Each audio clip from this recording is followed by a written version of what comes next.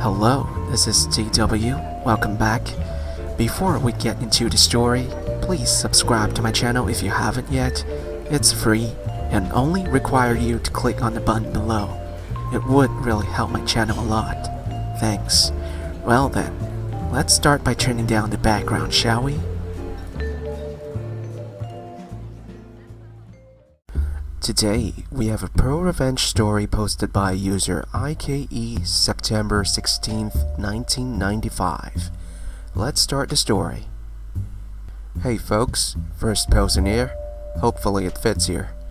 Throwaway because some folks in the story may know my Reddit, so you know, safety and all. Also, done on mobile, sorry for the formatting. TLDR at the end because this is a doozy. Alright. Circa 2014, I worked for a large movie theater chain in a small Midwestern city. Job was pretty awesome outside of the shit pay and essentially no way to move up. I like to think I am good at my job, and I try my hardest no matter where I work. In this particular situation, I was one of the most tenured employees at the theater, save for two other folks who had worked there part-time on the side and had full-time jobs elsewhere. So, for the sake of this story, I need to tell you about Jane, not actual name of course. Jane started working for the theater 2 months before me. They worked elsewhere as a supervisor and was looking to move up at the theater.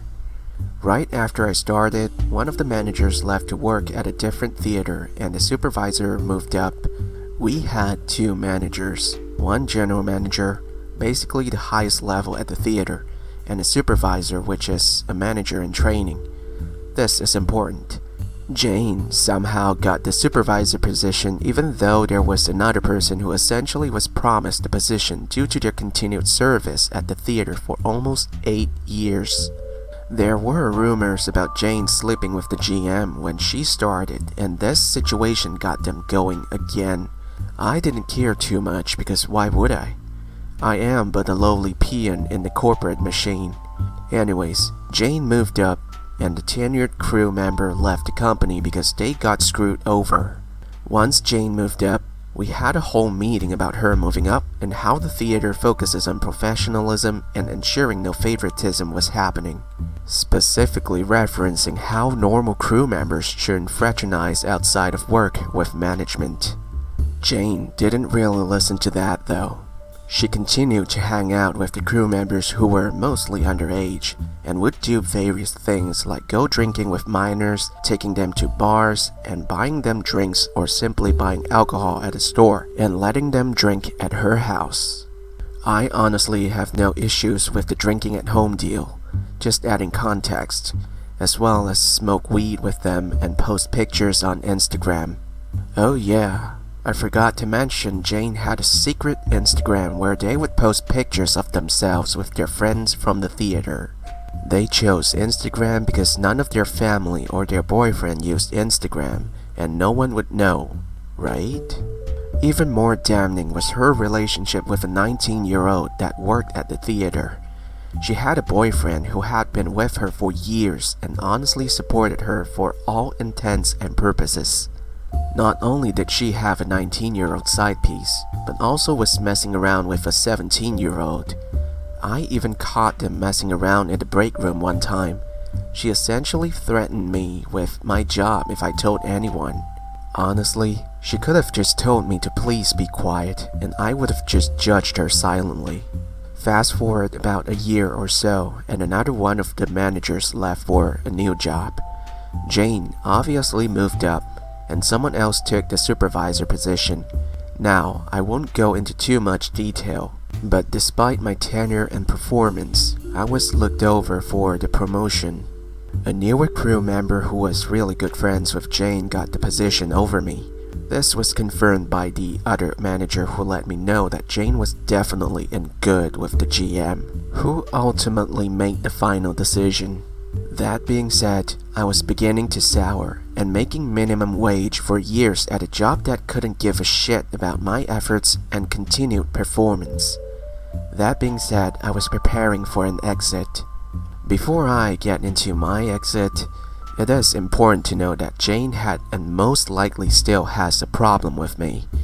I have talked about some issues I had with her, but I never escalated or even confronted her about anything she did to me up to this point. I honestly left it be, but I didn't like her, and the fact I didn't like her or play along with her bullshit infuriated her, so much to the point where she made my life hell at the theater. When she was the supervisor, she didn't have much power, but when she became manager, she began giving me shit shifts, convincing people that I was weird and to avoid me. I mean, I am weird, but not like avoid me weird. Threatening me physically, threatening my job. Her and her gang of misfit assholes also slashed my tires. I have no solid proof, but my car was parked in the employee lot, and only employees can get in. Beyond that, she also made fun of my girlfriend, my now wife, for having an invisible illness, MS. She would make her life hell because she had a disability and had some minor limitations. Add together all this, plus my girlfriend went off to college, plus getting looked over for the promotion. Suffice it to say, I found a new job. I had a few close friends at the theater, including my now wife, who I met while working there. Silver lining, right? I had let a few of them know about the new job, but I told them to keep it on the down low since it was still 2 weeks away. I had put my 2 weeks in with the GM and asked that he also keep it on the down low since Jane and her posse would fuck with me. I told him that I wanted to tell everyone myself, so it kept him quiet. Now, the important thing about my new job is that it essentially paid me double my wages from the theater. All of my friends were stoked for me. I was taking a job that would also have me making more than the managers at the theater, but also a job that put me on a better track in life. That being said, with Jane and I butting heads on multiple occasions and her track record of messing with me, she decided to get one last attack on me. She started a rumor that I was just going to call out on all my shift the 2 weeks before my new job started. With her last act of revenge in motion, the GM approached me and let me know that he wouldn't be scheduling me the last 2 weeks. I tried to explain to him that the rumors were bullshit, that I needed to work because it would be my only source of income. I told him that Jane started the rumor and I started to tell him all the other stuff as well. He, of course, didn't believe me and told me that Jane wouldn't do what I was saying she would do. So it was her word versus mine. I contacted my new job, who let me know that my start date was firm and that their budget wouldn't allow me to start until 2 weeks later as originally planned.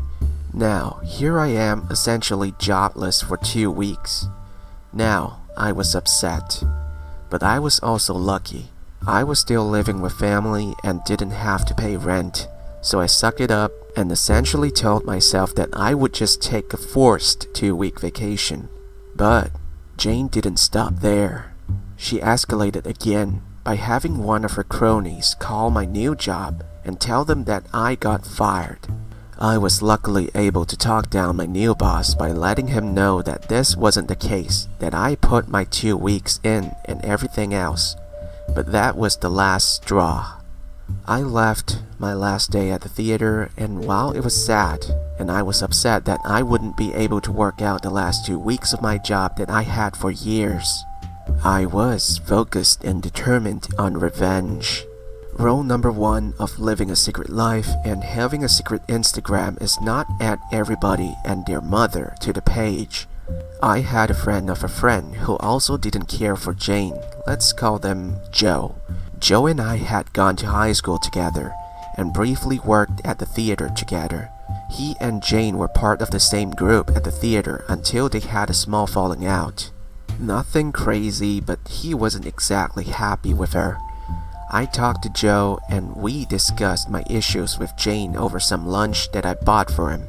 Food is the key to all revenge plots. Once we ate and discussed my problems with Jane, I asked for his help. I needed access to her Instagram. You know, the secret one. Showing her hanging out with underage employees, drinking alcohol and smoking weed with them, and also some mushy post about her 19-year-old boyfriend. as well as some moderately racy photos with her 17-year-old fling, with very little discussion. He gave me full access. I took screenshots of essentially everything.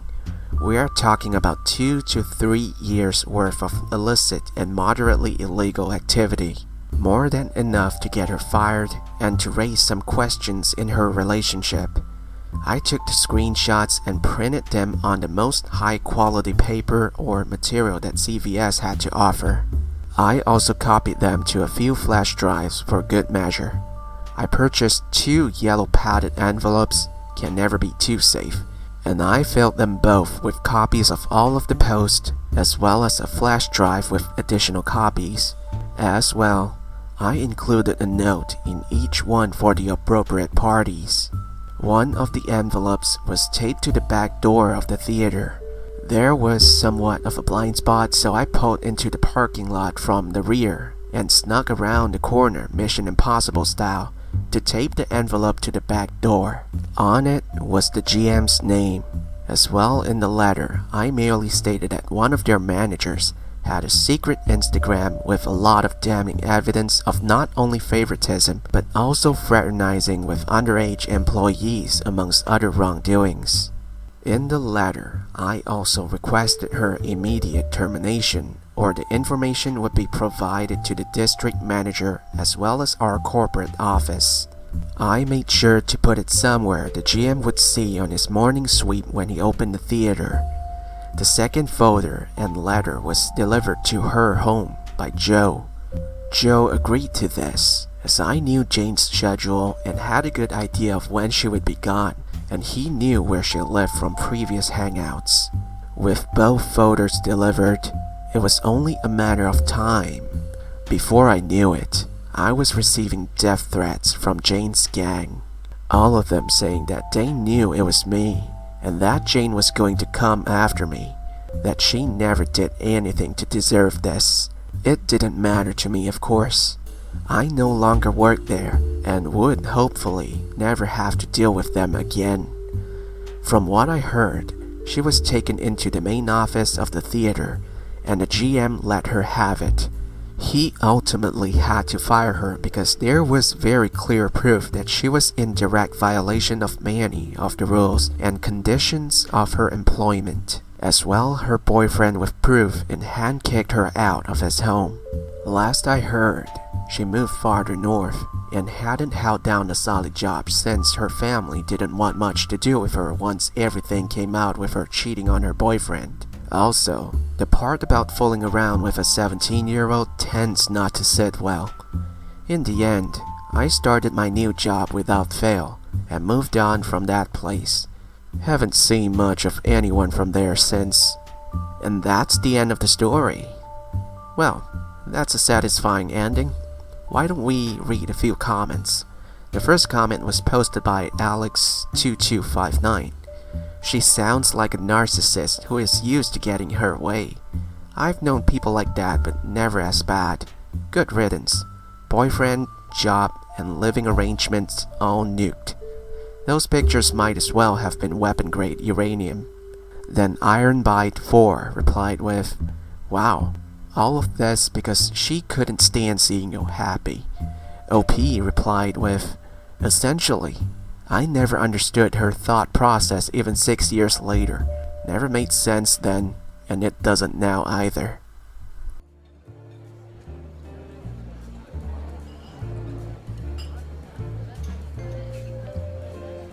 Well, that's it for the story today. Again, please subscribe if you haven't yet. It's just a simple click on my icon near the end of the video or the button right below. Some people might ask, why? My answer is this. 1. It is free. I don't see why not. 2. You get an extra video every day to enjoy even though I'm not your first pick. Isn't that great? Even if you ran out of videos to watch, you still have me, sitting in a jazzy bar, waiting to tell you more interesting stories. 3. It gave me some emotional support to keep making videos, as it does get kinda sad and lonely to keep uploading without any people watching, you know. If you're already dead, please know that I really appreciate that. Thank you, and we'll see you again next time. Have a great night.